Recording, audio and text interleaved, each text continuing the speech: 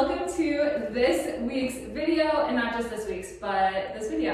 We're gonna do some stretches because what's the most important thing about running? Stretching before and after.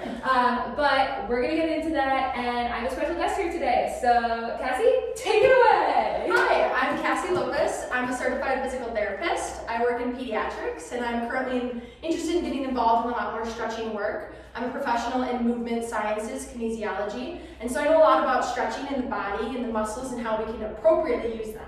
So I'm going to take you through a little bit of a dynamic warm-up. A dynamic warm-up is what should be done before you run, and then a static is what should be done after. So a dynamic warm-up is different than static in that you're using those muscles actively, and the benefit of that is that you're not prolonged holding them. If you hold them too long, then you can have muscle tears if you do an exercise right after. That's why static is done after the stretch or the run, and dynamic is done before. So the first thing that we're going to do is seated hip mobility. I'm going to show you the movement and then tell you a little bit about how long you should hold for. So the first one is the seated hip mobility. You're going to start seated like this, and you're really just going to focus on dropping your knees to the center. So you're going to go one, and then the other. This is really just getting all the muscles of the hip warmed up and prepared for movement. Your hip is involved in a lot of movement. You don't have to do this very long. You can do about 20 to 30 of them on each leg, and then move on to the next stretch. The next one is walking on toes. So walking on toes is pretty straightforward. It's exactly as it sounds. You're going to be walking on toes, down and back. You can do this for about 15 to 20 feet. So 15 to 20 feet out and then 15 to 20 feet back, and then you're also going to do the same for walking on your heels.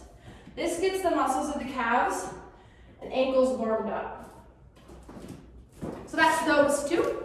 Then we're going to move on to on and off the horse, as I call it. It's not the technical name of the stretch, but on and off the horse makes the most sense for people to understand typically.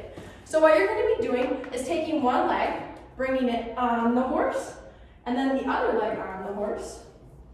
You're also going to do these for 15 feet down and back. And then you're going to go off the horse. So it's essentially taking that same movement and bringing it the opposite way. This way we're stretching the outside of our hips. And the first time we were stretching the inside of our hips. So yeah. Next one is your active hamstring stretch. So this is also going to be done again, 15 feet down and back. You're going to reach down and swoop with your outside arm, just grasping the floor, and then switching legs and grasping the floor. And that's really getting those hamstrings in the back side. And then the most fun one is power skipping. So what we're going to do is do power skipping, which really focuses on that push off and getting those muscles warmed up for the power that the ground pushes on the foot. So,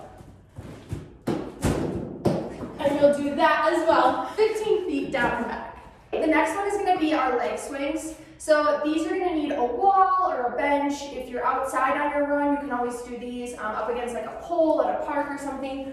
So you're going to first get up against the wall. You can pick either leg to start, and you're going to be moving your leg as far as you can, just kind of letting it dangle. You're going to do about 20 to 30 of these on each leg, and then you'll switch.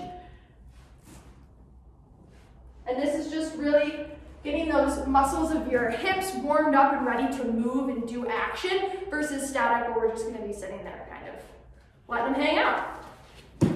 All right, girls, that is it for our pre-run dynamic stretches, movement, whatever. I hope this was helpful. If you have any questions, let us know in the comments. You can ask me anything. You can ask Cassie anything. Again, she has all the info. She knows what she's talking about. And yeah, we really just want to help you get your movement on before your run. So don't forget to do all the YouTube things, like, subscribe, and check out our next video, which is going to be for our post-run static stretches. Yeah, check it out. Okay, see you girls next time.